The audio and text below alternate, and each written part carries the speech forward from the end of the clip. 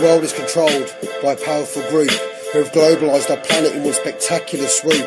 They've ruled, they've conquered from behind the lines as they sit in the shadows communicating through signs.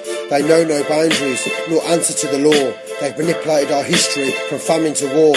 They've ruled and opposed in this monopoly they've made, from religion to politics to the arms and drug trades. They extend into commerce, insurance and mining, to education, health and science combining. They control the media production and global cultivation, the entertainment, the fashion, even space exploration. They regiment our minds through the television we need, condition us through music and the books that we read. They control our minds and all that we see, and they create the illusion we have rights and we're free.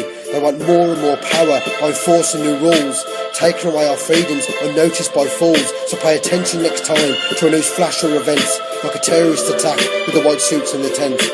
Look a bit closer and then read between the lines. We recognise the truth so we can expose all their lies. It is simple to see just what these guys do when they put into motion what is known as a coup. You see, they enter a country and they disrupt the peace. They destroy their sovereignty, they invade and then fleece. They use this three-step process that works every time. They are masters at hiding and concealing their crimes. First comes the problem, a manufactured crisis, like the Twin Tower attacks or the rise of ISIS. They create and allow an enemy to arise, and the governments make out that it had come by surprise. Maybe the attacks in Paris, Canada and Australia were intentionally sparked a global paraphernalia which were perfectly mapped out through a geopolitical maze. Now a problem is created, here comes the next phase.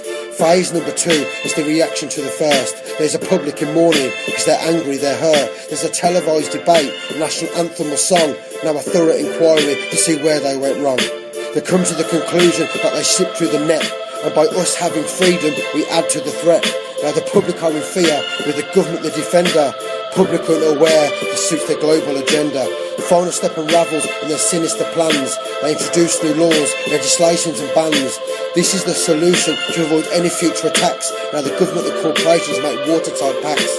Facebook agree to record all our data. They hack all our phones, then the surveillance comes later. We think it's in our interest because our governments care, but they're protecting us from an enemy that's not actually there.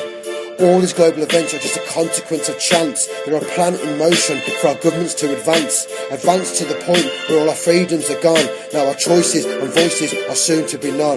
They don't care about us, they only have one goal, and that is to rule and oppose with unlimited control. So don't sit back with your eyes wide closed, or wait till it's too late until their plan is exposed. We cannot make changes or create a better day when we can't see the forest because the trees are in the way. We need to stop being distracted, be aware of our positions as we smile at the cameras in these prison-like conditions.